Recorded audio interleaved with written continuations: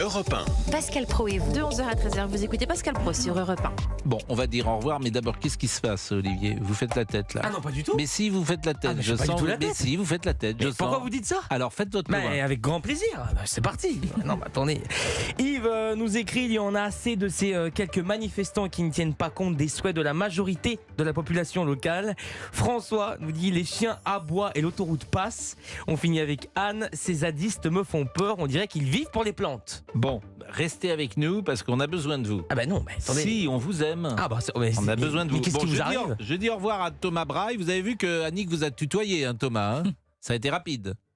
Ah ben il est parti, Thomas. Donc on lui souhaite le meilleur. Et puis donc Annick, vous êtes magique, Annick. Hein, Annick aussi est partie. Tout le monde est parti. On ne me dit rien. Pourquoi Annick est partie? Annick avec, je serais bien. Elle nous a donné faim d'ailleurs. Ah oui, avec son poulet, ses Avec pommes de terre, son saumon. son saumon fumé, Sa son tarte aux pommes. chardonnay, sa tarte aux pommes. Ouais, il est 12h47, heureusement qu'on va pouvoir déjeuner bientôt. À la cantine, on va déjeuner. À part les Il y a pour vous, hein. un beau plat vous connaissant. Ah, hein. Bien copieux, bien varié. Des pâtes. Qu'est-ce que vous voulez dire? Non, rien, j'y vais. Qu'est-ce que je vous pars. voulez dire? Non, mais que tous les midis, vous mangez des pâtes nature. Eh Pâtes au beurre. je suis resté simple. Ah oui, bah ça. Voilà. C'est pas vrai, l'autre fois il y avait des carottes. Bon, Pierre Perret. Une variante. Pierre Perret. Alors comme vous le savez peut-être Pascal, Pierre Perret, l'ami Pierrot, est actuellement en tournée à travers toute la France jusqu'au 15 décembre prochain. Et il a annoncé qu'il souhaite mettre sa carrière à l'arrêt. Oui, après 67 ans de chansons, l'interprète du Zizi, aujourd'hui âgé de 89 ans, dit être toujours en forme, mais veut lever le pied. Il veut en profiter pleinement de cette vie. Il va troquer sa guitare contre sa canne à pêche. Et sa décision est motivée par les récents malaises sur scène dernièrement de Pierre Arditi, dont on a parlé ici, et de Maxime Le Forestier. Pierre Perret, qui est l'auteur de plus de 500 chansons, va en réalité arrêter uniquement la scène, mais pas l'écriture. Il va continuer à produire des albums. En attendant, si vous voulez voir l'ami Pierrot, eh bien sachez qu'il est par exemple vendredi soir à Monswiller. Vous savez où ça se trouve, Monswiller, Pascal? En Alsace? Absolument, c'est près de Saverne. Et il Bien sera dimanche et samedi à Belfort. Et toutes les dates sont à retrouver sur son site Ça serait bien qu'on l'invite. pierreperret.fr. Oui, Vraiment, exactement. alors ça Pierre serait Perret, ouais. bien qu'on l'invite, Pierre Perret, et qu'il puisse discuter avec les auditeurs. Ce serait génial. Parce qu'on peut écouter La Cage aux Oiseaux, ou on peut écouter... Ouvrez la cage aux oiseaux. Regardez les s'envoler. Toute la France a chanté ça. Et puis celle-ci, souvenez-vous, qui avait été censurée à l'époque. Tout, vous saurez tout sur le zizi. Le Ça avait vrai, été le censuré, faux, vous le êtes sûr? beau, Oui. le dur, Vraiment? le bon qui a Oui, oui. un grand coup, le Comme les beau. colonies de vacances à l'époque. Parfois on dit ça. Alors, colonie de vacances, je le sais. Ah oui, pourquoi? Madame de Gaulle. Madame de avait- Gaulle, oui. Voilà, mais le zizi, vous m'étonnez. Oui, ça avait du mal à passer, si je puis dire, en radio au départ. Bien sûr. Il faut jamais censurer le zizi, de toute façon. Jamais. On marque une petite pause? Oui, parce qu'on va parler du rhume dans un instant. les Figurez-vous médicaments. que... Bah oui, parce que là, on nous a envoyé... moi, je suis très... J'ai pris parfois du Actifed, là, et enfin, je vais Dolirum, peut-être avoir un AVC, du coup. Parce Oh qu'à non, long terme, on dites peut pas à ça. long terme. Non. À long terme, j'en ai pris un il y a 12 ans, et il est possible que là, je me sentais pas très bien. Ah, c'est peut-être ça, alors. C'est possible, hein. Bon, on revient dans une seconde et on invite Pierre Perret. Et À vous tout de suite. réagissez au 01 80 20 39 21 11h 13h, c'est Pascal Pro sur Europe 1. Europe 1, Pascal Pro. Jusqu'à 13h sur Europe 1, nous parlons de médicaments. Pascal, contre le L'agence du rhume. médicament tire la sonnette d'alarme. Ces médicaments vendus sans ordonnance, largement utilisés, exposent à un risque d'effets indésirables. Certains sont rares, mais très graves, comme l'infarctus du myocarde ou les AVC. Je veux parler de Actifed Rhume, de Dolirum, de Rinadvil. Donc on est avec Philippe Besset, qui est président de la Fédération des syndicats pharmaceutiques de France. Monsieur Besset, je suis pas très content. Bonjour. Ah, pourquoi vous n'êtes pas content? Mais je suis pas content parce que vous êtes pharmacien et vous nous vendez quelque chose depuis des années qui peut nous causer des troubles importants. Alors d'abord, je suis signataire. Ma fédération est signataire de ce courrier de la NSM. Ça fait 1 an qu'on travaille sur ce sujet pour savoir exactement quel message on va vous donner. Donc le message qu'on vous donne, c'est qu'on vous déconseille de l'utiliser. Mais pourquoi vous ne le supprimez pas des pharmacies? Enfin, Parce qu'on n'arrive supprimez-les. pas- Ben oui, mais c'est comme un peu comme la cigarette, un peu comme l'alcool. En fait, on a un effet avec ces médicaments qui est recherché par certaines parties de la population, c'est qu'ils débouchent le nez.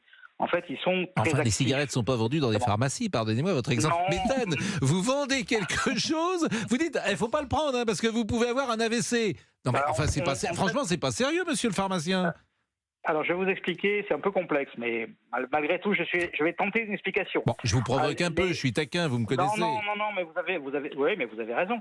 Vous avez raison, mais du coup, je suis obligé de vous donner une explication un peu complexe. Le médicament, il a une autorisation mise sur le marché européenne.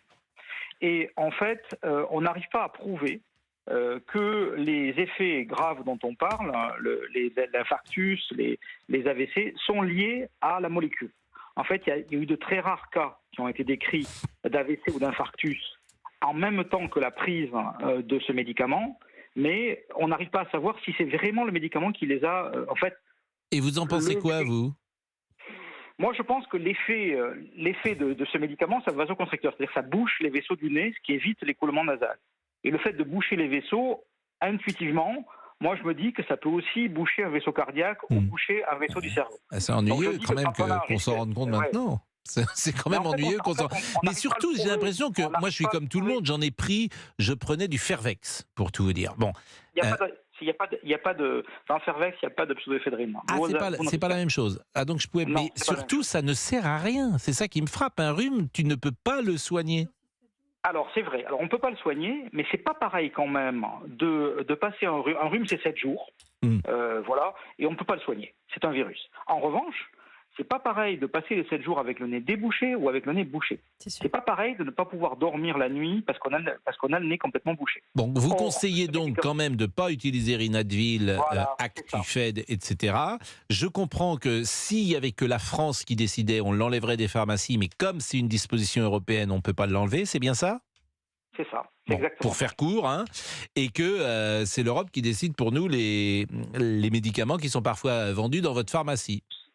Si jamais on arrive un jour à prouver de façon absolument certaine que les accidents sont liés à la molécule, on l'enlèvera, quelle que soit la décision de l'Europe. Mais on n'est pas arrivé encore à le prouver. Donc on déconseille. On a d'autres alternatives. Hein. Vous pouvez prendre de l'eau de mer hypertonique, vous pouvez prendre des huiles essentielles en spray. Ouais, de l'eau de mer. Du Stérimar dans le nez. Oui, pour mettre dans le nez.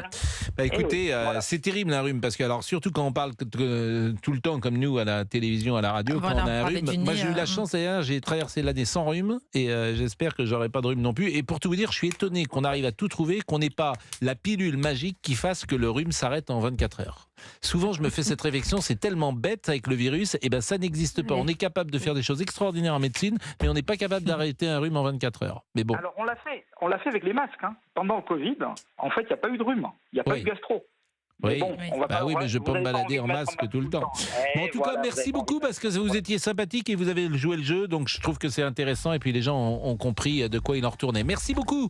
Merci, au revoir. Merci beaucoup. Vous avez 20 secondes. J'ai 20 secondes. Merci, Géraud. mon cher Pascal. Au-delà des sujets que vous avez évoqués, effectivement, les médicaments anti-rhume, les conséquences pour la gauche après les propos de Mélenchon, on va revenir sur ces cartes des restaurants qui vont devoir signaler à partir de 2025 les produits qui ne sont pas faits maison désormais.